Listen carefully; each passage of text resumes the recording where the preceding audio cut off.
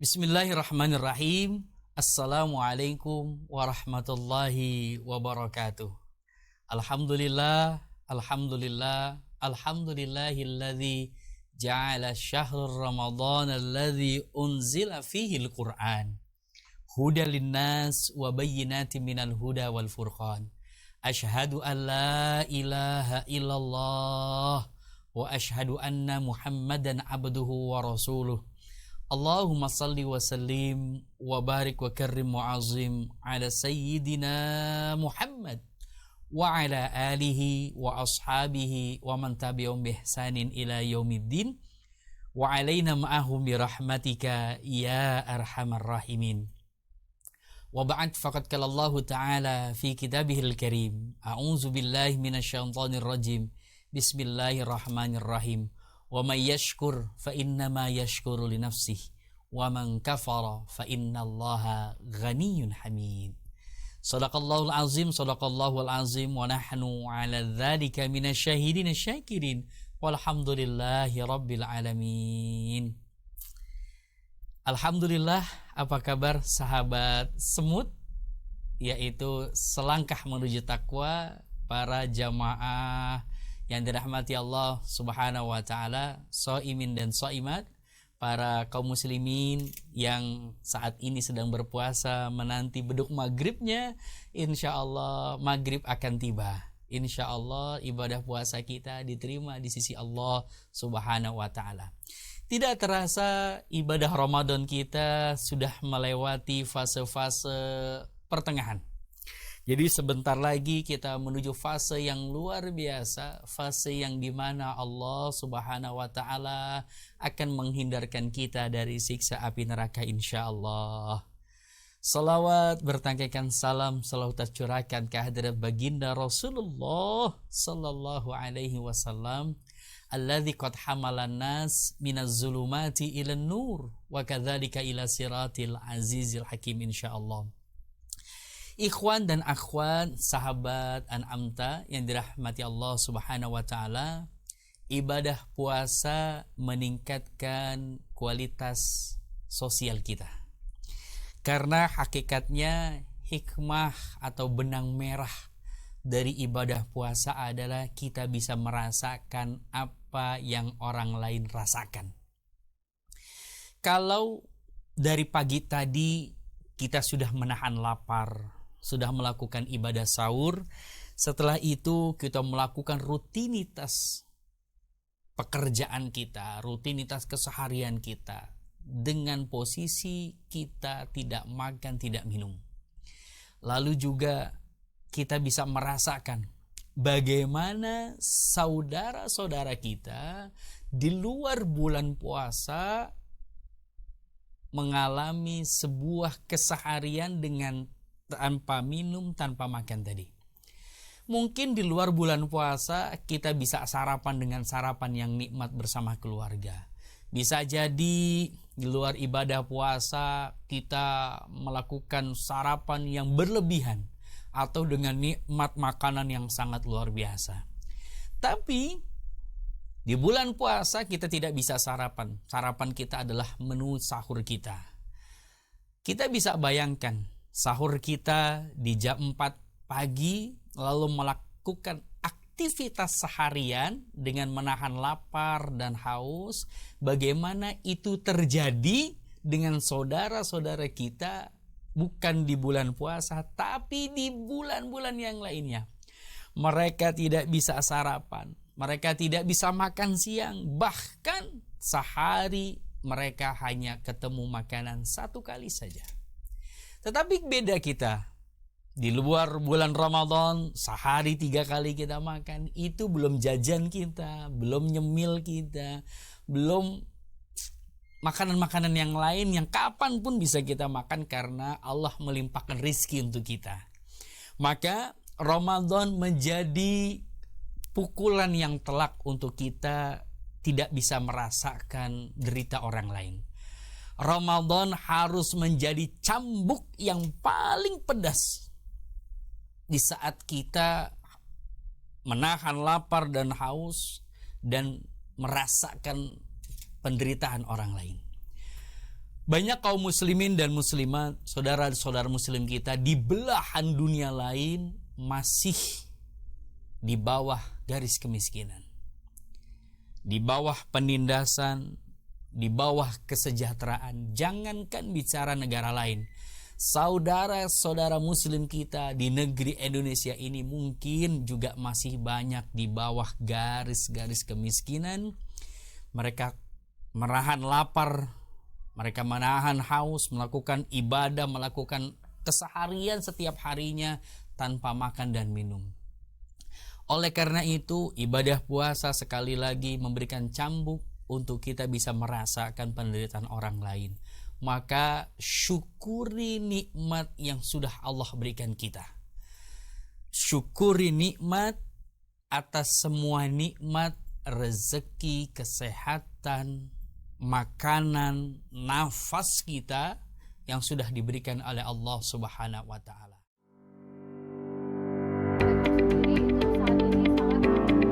Yang saya hormati kepada Bapak Ibu Kepala Cabang PT Angkasa Media. Pertama-tama Jadi fasilitator kita adalah ikuti instruksi saya.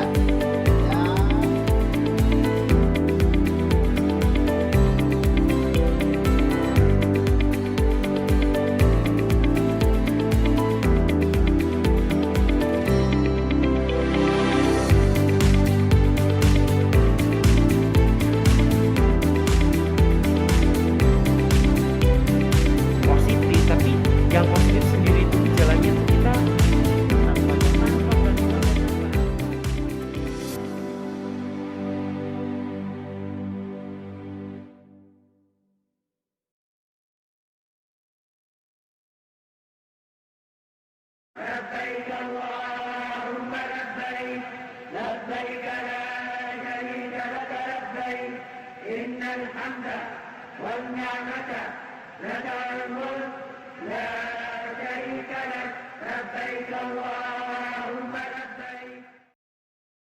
Maka syukur itu dibagi menjadi 3.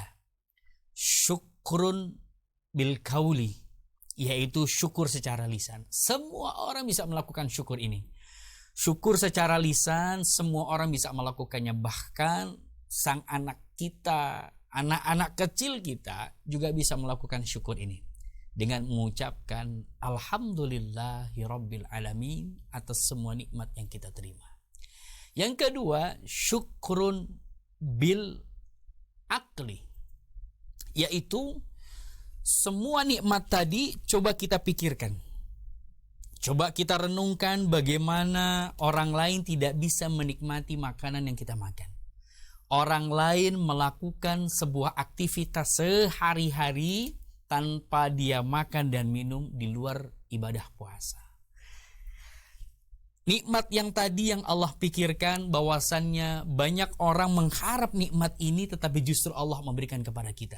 Banyak orang mengharapkan nikmat sehat seperti saya, tetapi justru Allah memberikan nikmat itu kepada saya. Banyak orang mengharapkan nikmat makanan, nikmat apa yang bisa kita makan saat itu. Banyak orang mengharapkan nikmat itu, tapi justru Allah memberikan nikmat itu kepada kita.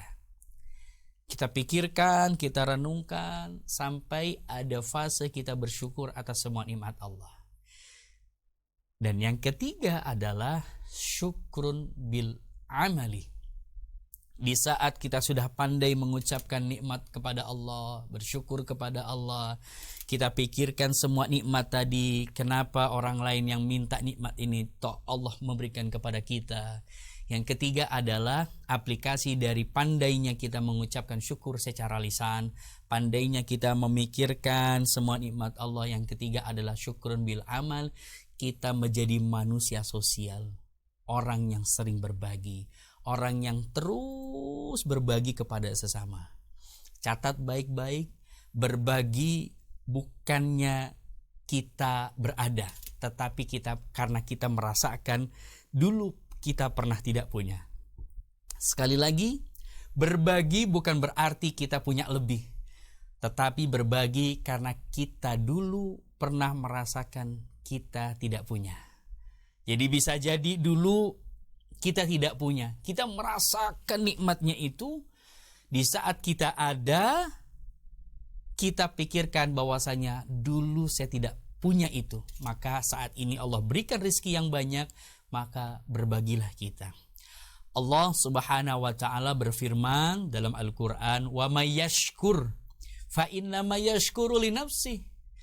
Hakikatnya syukur itu untuk diri kita, bukan untuk Allah. Allah tidak butuh syukur kita, Allah tidak butuh puasa kita, Allah tidak butuh zakat kita, Allah tidak butuh sedekah kita, Allah tidak butuh tilawatil Quran kita. Justru kita yang butuh itu.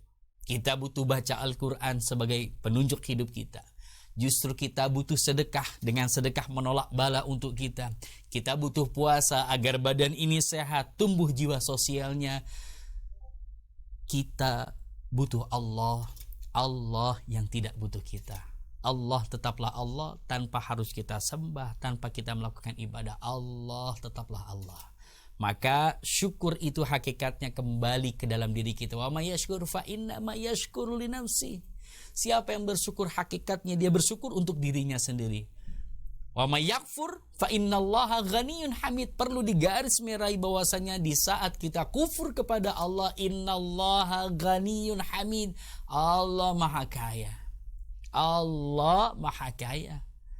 Tanpa kita bersyukur, tanpa kita berbagi, tanpa kita melakukan ibadah sedikit pun, Allah tetaplah Allah. Allah yang Maha Kaya. Oleh karena itu, jadikan ibadah puasa, kita menahan lapar dan haus ini betul-betul menjadikan kita hamba yang bersyukur, sehingga kita memikirkan perasaan orang lain, memikirkan bagaimana derita orang lain, menahan lapar dan haus, dan juga akhirnya kita menjadi abdan syakuro, menjadi orang yang bersyukur dengan cara berbagi.